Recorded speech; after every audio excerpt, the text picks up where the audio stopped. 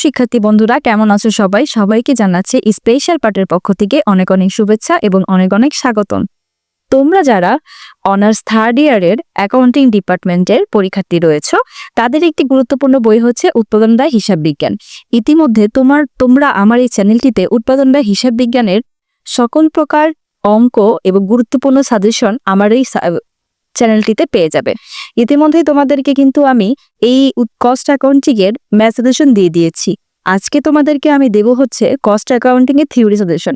তোমরা জানো যে কস্ট অ্যাকাউন্টিং থেকে কেউ চাইলে 50 নাম্বার মানে সি পার্টির যে ব্যাপারটা আমাদের হয় 50 নাম্বারের একটা বিশাল নাম্বার থাকে, সেখান থেকে 50-এর 50ই অ্যান্সার করতে পারে, এতটুকু অঙ্ক কিন্তু এই বইতে দেওয়া রয়েছে। কিন্তু অনেক পরীক্ষার্থী রয়েছে যে 50-এর 50 মানে 5টা প্রশ্নই কিন্তু সি পার্টে কমন ফেলতে পারে না। সেক্ষেত্রে তাদেরকে কিছুটা হলেও থিওরি পড়ে যেতে হয়। আবারও খ বিভাগের যে ব্যাপারটা, সেখানেও দেখা যায় যে 5টা নয় 4টা অ্যান্সার করতে বলা হয়ে থাকে। তখন ওই 4টা ম্যাথের মধ্যে কিন্তু একটা থিওরি থেকেই যায়।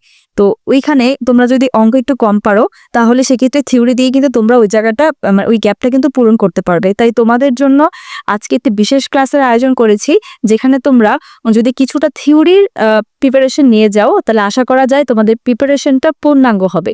তো একদম শর্ট সাজেশন করে তোমাদেরকে আমি থিওরি দেব। মাত্র 3টা অধ্যায়ের থিওরি তোমরা যদি ভালো মতন পড়ে যাও, তাহলে আশা করা যায় এখান থেকেই তোমরা 15-20 নাম্বার কভার দিতে পারবে, যদি কিনা ম্যাথ কমন না পড়ে সেক্ষেত্রে।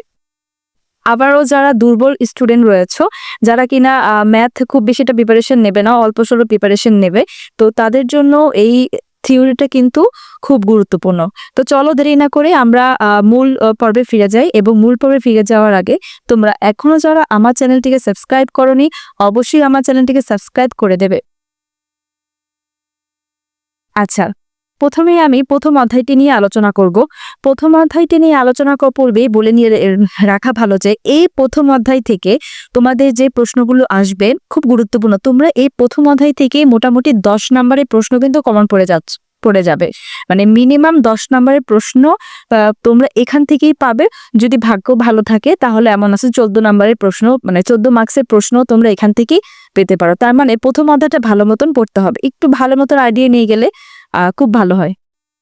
তো চলো দেখো, উৎপাদন বা হিসাব বিজ্ঞানের প্রথম অধ্যায়টি থেকে প্রথমে দাগিয়েছি হচ্ছে উৎপাদন বা হিসাব বিজ্ঞানের সংজ্ঞা, উৎপাদন বা হিসাব বিজ্ঞান তথ্যের গুণগত বৈশিষ্ট্য, উৎপাদন বা হিসাব বিজ্ঞানের সীমাবদ্ধতা, 12 উৎপাদন বা হিসাব ব্যবস্থাপনার একটি অত্যাবশ্যকীয় হাতিয়ার, 17 উৎপাদন ব্যয় নির্ণয়ের কৌশল, 18 উৎপাদন ব্যয় হিসাব চক্র ও এর বিভিন্ন ধাপসমূহ।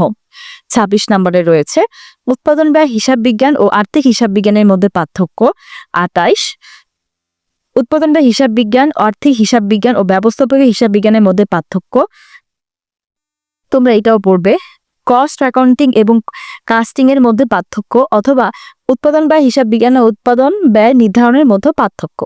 তারপরে রয়েছে উৎপাদন ব্যয় হিসাব বিজ্ঞানের মুখ্য উদ্দেশ্য হলো উৎপাদন ব্যয় নির্ধারণ ও উৎপাদন ব্যয় নিয়ন্ত্রণ। দেখো, প্রথম অধ্যায়ের আরো কয়েকটা প্রশ্ন এখানে রয়েছে।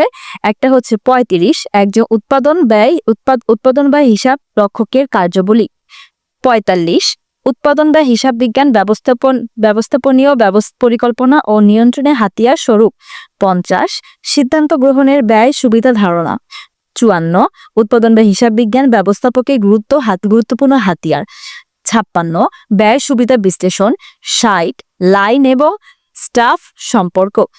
এই হচ্ছে প্রথম অধ্যায়ে আমাদের গুরুত্বপূর্ণ প্রশ্ন। এখানে প্রশ্নটা একটু বেশি, কিন্তু তোমরা ধরে রাখো যে প্রথম অধ্যায় থেকে তোমাদের অনেক মার্কস কমন থাকবে। আমরা চলে গেলাম কস্ট অ্যাকাউন্টিং এর দ্বিতীয় অধ্যায়। এই অধ্যায়টিও অনেক বেশি গুরুত্বপূর্ণ। তোমরা খেয়াল করে দেখো, এখান থেকে সাধারণত আমাদের খ বিভাগে 4 নম্বরের প্রশ্ন এক বা একাধিকটা আসতে পারে। 13 খরচের সংজ্ঞা, 14 ক্ষতির সংজ্ঞা, 17 উৎপাদন ব্যয় একক, 22 ব্যয় ও খরচের মধ্যে পার্থক্য, 23 খরচ ও ক্ষতির মধ্যে পার্থক্য, 24 প্রত্যক্ষ ব্যয় পরোক্ষ ব্যয়ের মধ্যে পার্থক্য, 28 স্থায়ী ব্যয় পরিবর্তনশীল ব্যয়ের মধ্যে পার্থক্য, 31 পণ্য ব্যয় ও কালীন ব্যয়ের মধ্যে পার্থক্য, 33 ব্যয় একক এবং ব্যয় কেন্দ্রের মধ্যে পার্থক্য। চলে আসলাম দশম অধ্যায়। এই অধ্যায়টি হচ্ছে আমাদের শেষ অধ্যায়। এই 3টি অধ্যায় পড়লেই মোটামুটি কমপ্লিট হবে। দেখো এখানে 10 অধ্যায়ে প্রথমটির 2 নম্বরে রয়েছে সেবা ব্যয় হিসাব ও পরিচালন ব্যয় হিসাবের মধ্যে সংজ্ঞা। 3 পরিচালনা ব্যয় হিসাবের বৈশিষ্ট্য। 5 পরিচালন ব্যয় বা সেবা ব্যয় নির্ধারণের মৌলিক নীতি। 6 পরিচালনা ব্যয় হিসাবের উদ্দেশ্য। 11 পরিচালনা ব্যয় হিসাব ও কার্য ব্যয় হিসাবের মধ্যে পার্থক্য। 16 5টি শিল্পের নাম করো যেগুলো পরিচালন ব্যয় পদ্ধতি ব্যবহার করতে পারে ও প্রতিটি শিল্পের ব্যবহৃত ব্যয় এককের নাম। এই হলো আমাদের কস্ট অ্যাকাউন্টিং এর নামমাত্র কয়েকটা থিওরি। তোমরা যদি এই কয়টা থিওরি ভালো মতন পড়ে যাও, আশা করি এখান থেকে তোমরা অনেকগুলো প্রশ্ন কমন পেতে পারো। ধন্যবাদ সবাইকে। আমার ভিডিওগুলো যদি ভালো লেগে থাকে অবশ্যই সাবস্ক্রাইব করে পাশে থাকবে। ধন্যবাদ।